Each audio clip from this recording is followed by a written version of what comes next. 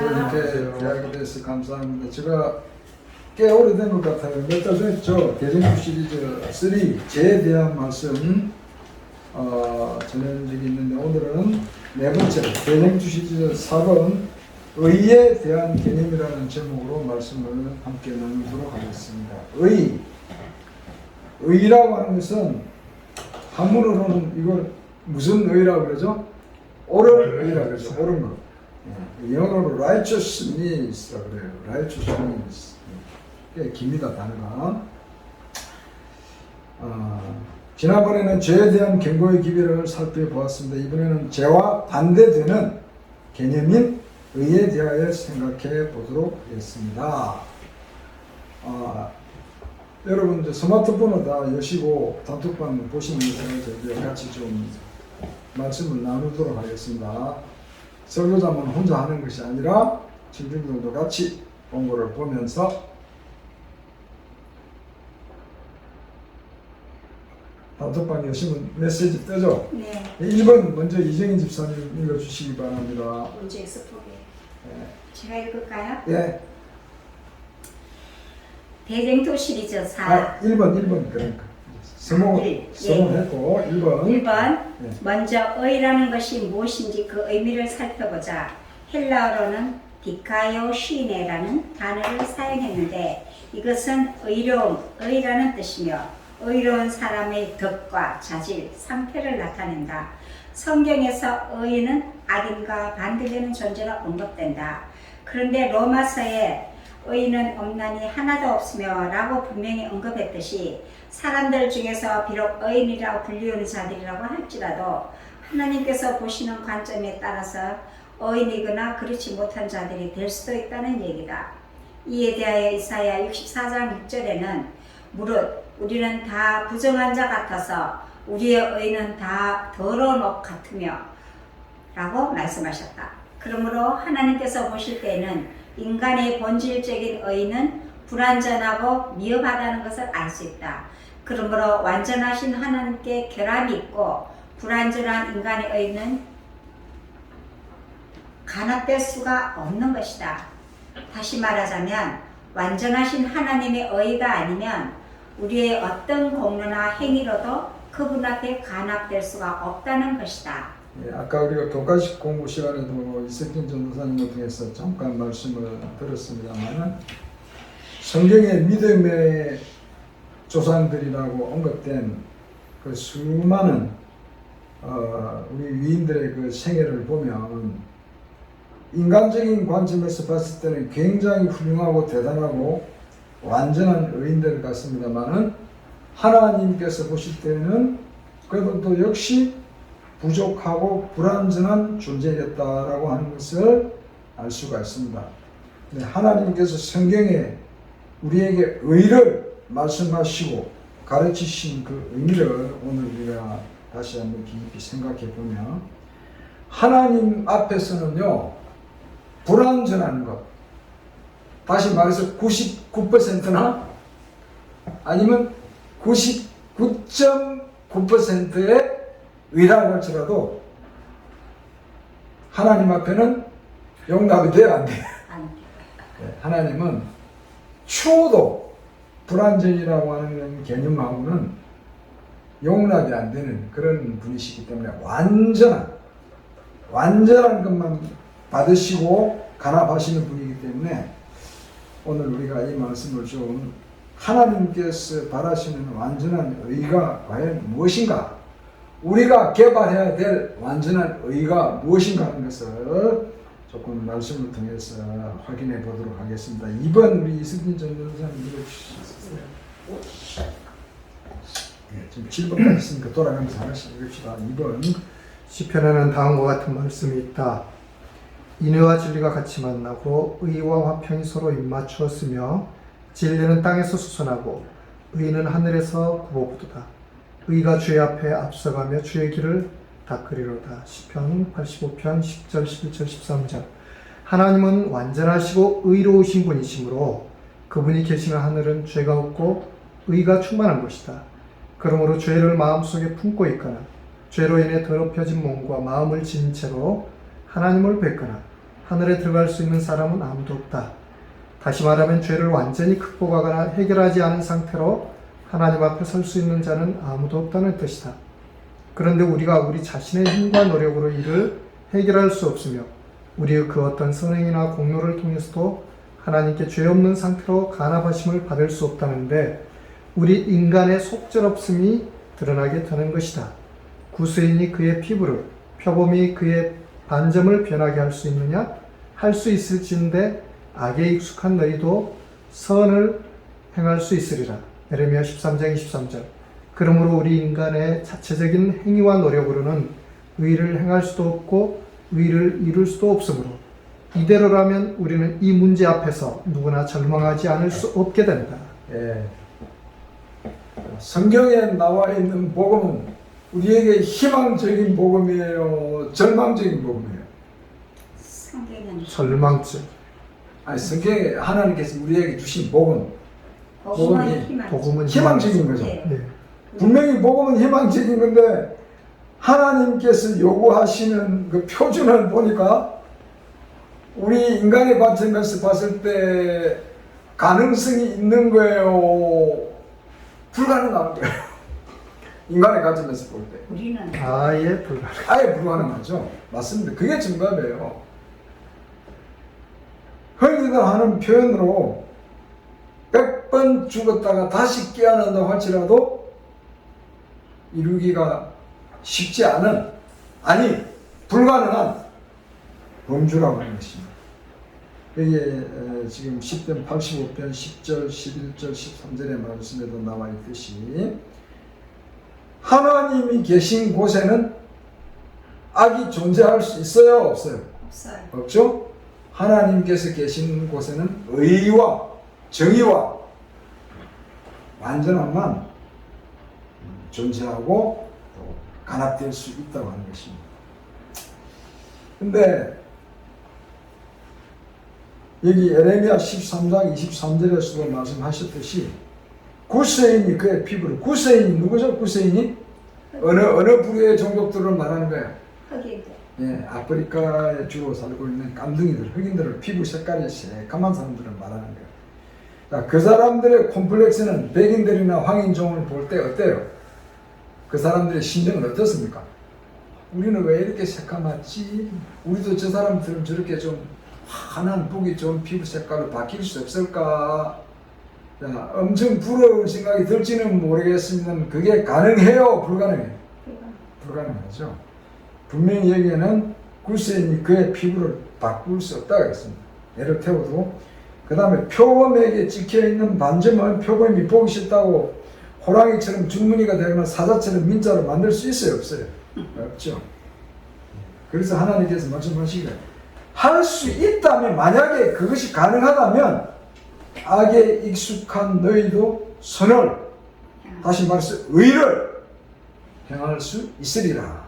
자, 그러면 태어나면서부터 악의 유전자를 가지고 태어났고 악의 악한 환경과 영향에서 악을 행할 수밖에 없는 그러한 존재들인 너희들이 선을 행할 수 있다는 얘기입니까? 의를 행할 수 있다는 얘기입니까? 없다는 얘기입니까? 이 말씀에 의하면 결론은 없다. 결론은 없죠. 분명히 하나님께서 우리에게 주신 복음은 희망적이고 긍정적인 복음인데 여기에 보니까 대답은 예스가 아니라 노예요. 니들은 죽었다 깨어나도 그렇게 못해! 라고 하는 것이 이 예레미야 13장 23절의 말씀이란 말이에요. 자, 그러면 과연 우리가 그런 절망 가운데서 살아야 되는가? 한번 들어가 보겠습니다. 3번, 우리 이순혜 집사님 읽어줄 수 있겠습니까? 3번. 자, 있어요? 3. 그러면 거기가 3번.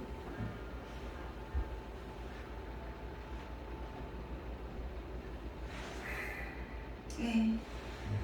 그러면 처음으로 다시 돌아가 보자. 완전하신 하나님께서는 하나님께는 완전한 의인만 간합하심을 받을 수가 있으므로 허물과 죄가 많은 우리 인간은 100번 죽었다가 다시 살아난다고 할지라도 우리 자체의 힘으로는 도저히 하나님께 간합될 수 없으므로 가혹한 대쟁투 선상에서 승리는 일시당초 불가능하단 말인가. 그렇다면 하나님의 말씀에는 이와 관련된 언약의 말씀이 없단 말인가. 고린도전서 1장 30절에는 다음과 같은 말씀이 있다.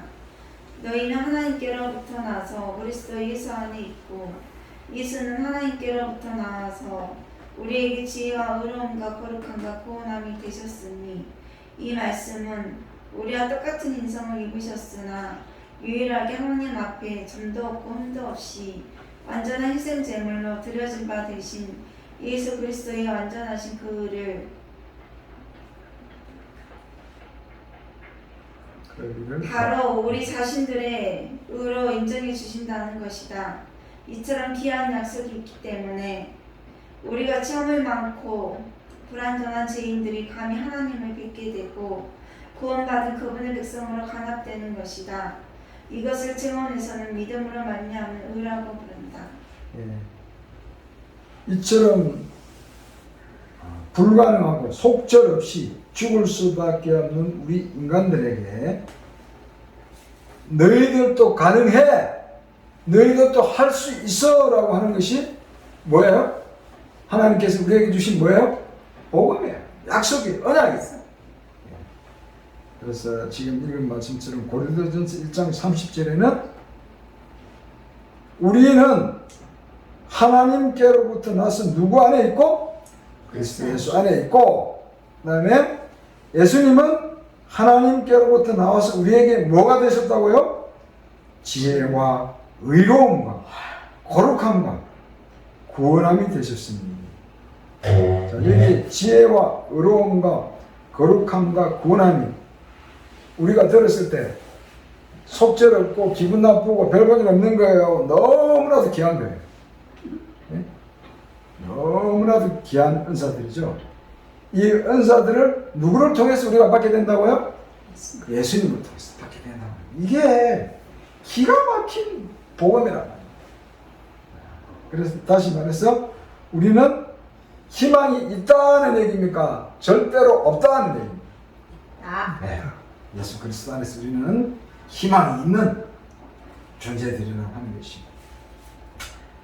우리와 똑같은 인성, 사람의 몸을 입은 존재 중에 하나님 앞에 점도 없고 흠도 없이 완전한 희생제물로 드려진 바 되신 유일한 존재는 누구시라고요? 예, 예수 그리스도시란 말입니다. 그래서 그분께서 이루어 놓으신 의, 그분께서 이루어 놓으신 완전함을 우리는 믿음으로 받게 되는 거예요. 이것을 예언의 증언에서는 믿음으로 말미암는 의라고 그렇게 표현하고 있습니다. 저는 전화기 안 가지고 오셨어요? 네. 전화기 안 가지고 오셨어요? 받는 거밖에 할지 몰라요. 아, 그러시구나. 예. 그러면 다시 4번 우리 이정희 집사님 읽어주시기 바랍니다. 이것을 로마서에서는 다음과 같이 설명하고 있다. 복음에는 하나님의 의가 나타나서 믿음에 이르게 하나니 기록된 바 오직 의는 믿음으로 말미암아 살리라 함과 같으리라. 내가 증언하오니 그들이 하나님께 열심히 있으나 올바른 지식을 따르는 것이 아니니라. 하나님의 의를 모르고 자기 의를 세우려고 힘써 하나님의 의에 복종하지 아니하였느니라. 그리스도는 모든 믿는 자에게 의를 이루기 위해 율법의 마침이 되시니라. 그러므로 의는 우리 자신의 힘과 공로로 이루어지는 것이 아니라 믿음으로 쟁취하는 것이다. 이것이 선과 악의 대쟁투에서 우리에게 분명하게 제시하는 복음이요 하나님의 언약이다. 대쟁투 시리즈 1편에서 예화로 설명했듯이 죽을 수밖에 없는 죄인들이 사탄에 지배하고 끈질긴 고소에도 불구하고 살아남을 수 있는 유일한 희망은 바로 예수 그리스도의 흠없으신 의를 통하여 믿음으로 구원을 얻게 된다는 사실이다. 다시 말해서 살아남느냐 아니면 둘째 사명의 훈계를 받아서 영원한 멸망을 당하느냐 하는 것은 바로 의, 즉 완전하신 하나님의 의를 믿음으로 쟁취하는 자들만이 대쟁투에서 확실히 승리를 거두게 된다는 것이다. 예. 성경에 보니까 하나님을 잘 섬기노라고 자부하고 영적 자부심에 꽉 차 있는 특별한 대표적인 한 무리들이 있었는데 그 사람들이 누구였죠? 신약 시대, 예수님의 시대에 보니까 바리새. 예, 사두개인들과 바리새인들, 율법학자들이었어요. 그분들은, 그 사람들은 정말 우리가 하는 표현대로 이 분야에 있어서는 FM적인 사상과 관습과 자기 나름대로의 의를 확고하게 지켜나가고 있었습니다. 근데 예수님께서 보실 때 그 부류들이 어떤 평가를 받았어요? 독사이듯이. 아니, 예수님 너무 심하신 거 아닌가? 아니, 좀, 그것도 완곡을 좀 조셉에서 말씀하시지. 독사이듯이. 한국에서 표현하는 이 개자식들하고 그렇죠. 바로 보다도 똑같은 얘기죠. 더 센- 더 센 거. 심한. 예, 우리가 이 신성한 서교단에서 이런 표현을 정말 써서 안 됐습니다만은 우리가 막 이 하나님을 알지 못하고 술 먹고 막 가는 사람들이 막 치고받고 싸울 때 하는 욕설, 그것보다 더 심한 이 독사의 자식들하고 하는 말은 니 부모가 독사라. 사단이. 마귀 사단이 있습니다. 근데 예수님께서 그 말씀을 하셨어, 성경에. 요한복음 8장 44절에 보니까 너희는 너희 아비 사탄에게 났다고 말씀하셨어요. 자, 참, 아니, 성경 말씀을 통해서 우리에게 이 제시하는 복음은요, 너무나도 아이러니한 것 같아요. 우리말로 다시 표현하면 역설적인 표현들이 많답니다. 인간의 관습과 상식을 뒤집어 놓는 그런 말씀 드리는 거예요. 분명히 그들은 나름대로 정말 최선을 다해서 안식일을 구별하고 심지어 칼같이 드리고 또 일에 두 번씩 금식하고 사도 바울 선생님의 표현대로 보면 율법의 의로는 무엇이 없다 그랬죠? 흠이 없다 그랬어요. 완전 무결한 신앙과 믿음과 의를 지켜나간다고 자부하고 있었는데 하나님께서 보실 때는 독사의 자식과 다름없는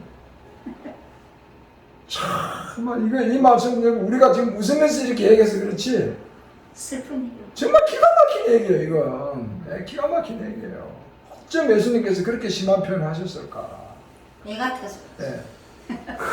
자, 예수님께서 그 말씀을 하신 것은 그 영혼들이 미워서가 아니에요. 그 영혼들이 불쌍해서 그들을 어떻게 해서라도 돌이키시기 위해서 시대의 소망에 보면 예수님께서 죄인들을 향해서 호소하실 때는 그분의 눈에는 무엇이 맺혀있다 그랬어요? 눈물이 맺혀있어요. 눈물이. 이 불완전한 인간의 가식적이고 포장되고 디스플레이된 관습과 의 속에서 과감하게 벗어나게 하시기 위해서 완전하고 유일한 하나님 앞에 가락될 수 있는 예수 그리스도의 흠없으신 의를 우리의 생에 주입시켜 주기 위해서 예표 주시기 위해서 하나님께서 우리에게 이 놀라운 복음을 주시다. 하나님 은혜 감사합니까? 아멘. 감사하죠. 자, 5번 우리 또 이스분 장로님 읽어주시면 감사하겠습니다. 그러면 우리는 하나님의 그 의를 믿음으로 쟁취하기 위해서 어떻게 하여야 할까? 인간의 선행이나 공로는 그 의를 이루는 데 아무런 역할도 할 수 없으므로 아무렇게나 살아가면서 그저 입으로만 믿음을 부르짖으면 되는 것일까? 성경에서 하나님께서 의인이라고 지칭하신 대표적인 인물이 3명 있는데 그것은 바로 노아와 다니엘과 욥이다. 그런데 그들의 생애가 완전 무결해서 의인이라고 지칭된 게 아니라 그들의 입으로 공언하는 믿음과 그들의 생애를 통하여 맺혀지는 삶의 열매가 일치하였기 때문이다. 다시 말하자면 그들은 자신들의 생애를 통하여 믿음으로 받아들인 하나님의 그 의를 나타내고 실천하였기 때문이었다. 그들의 생애를 통하여 하나님의 율법과 그분의 품성이 너무나도 확실하게 잘 입증되었기 때문이었다. 그러므로 그들을 통하여 하나님께서는 당신의 구원을 선포하시고 영광을 받으시게 된 것이다.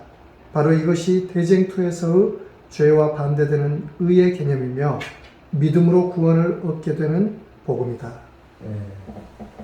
완전 무결해서 하나님 앞에 간합되고 인정받고 의인이라고 불리워지는 게 아니라 그들에게 주어진 하나님의 율법의 정신과 하나님의 품성과 하나님의 계명이 그들의 생애를 통해서 나타나고 입증되고 확정되었다고 하는 것입니다. 그래서 그들이 모든 면에서 완전 무결한 게 아니라 부족함과 흠이 있었을지라도 하나님께서 그들을 믿음으로 간합하시고 대표적인 의인으로서 성경에 여러 번 언급되게 하신 것입니다.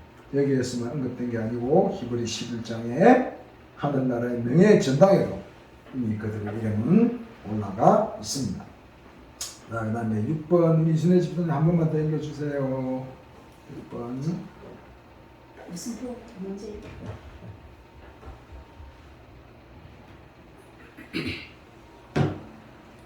그러면 다시 정리해보자.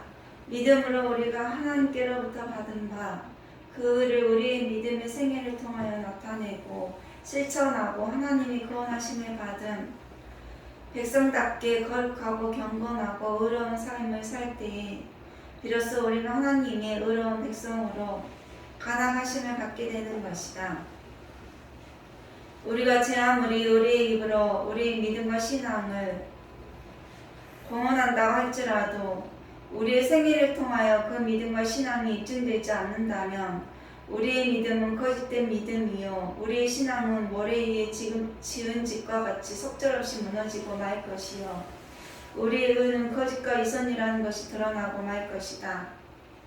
예수님께서는 너희 의가 서기관과 바리새인보다 더 낫지 못하면 결단코 천국에 들어가지 못하리라 라고 말씀하셨다. 그들은 법전문과 이런 상으로는 그럴듯한 의를 추구하고 있었으나 그들의 생애를 통해서는 그 의가 전혀 구현되지 않았기 때문이었다. 예, 감사합니다. 아까도 말씀드렸지만 정말 인간적인 면에서는 완전 무결하고 완벽한 서기관과 바리새인들의 의, 그들의 가르침, 그들의 신조, 그러나 생애가 뒷받침되지 않은 언행 불일치의 삶, 이율 배반적인 생애, 그걸 통해서 하나님께서는 그들을 통해서 영광 받으실 수가 없었고 그들은 하나님의 백성으로 의롭다함을 인정받을 수가 없었다고 하는 것입니다. 이제 마지막 7번 읽고 제가 읽고 마치겠습니다. 7번 죄는 우리가 애를 쓰거나 노력하지 않아도 자연스럽게 범하기가 쉬운 것이지만 반대로 의는 우리가 끊임없이 투쟁하고 노력하고 개발하지 않으면 절대로 지켜나가거나 이룰 수 없는 것이다. 자기 자신의 즐거움과 이익과 쾌락을 추구하는 이기적인 사람의 생애에서는 절대로 의를 지켜나가거나 이룰 수 없으며 의로운 성도가 될 수도 없다. 오직 자신을 희생하고 주님께서 걸어가신 십자가의 좁고 험한 그 길을 믿음으로 묵묵히 따라가는 자들만이 하나님께서 받아주시는 참된 의인의 반열에 들어갈 수가 있으며 대쟁투의 진정한 승리자가 될 것이다. 믿음으로 승리한 의인들만이 하늘에 들어갈 수가 있으며 영생과 불멸의 유업을 길이 누리게 될 것이다. 대쟁투가 어떤 것인가 하는 것을 제가 그러니까 1번, 2번에 대략 말씀을 드렸죠.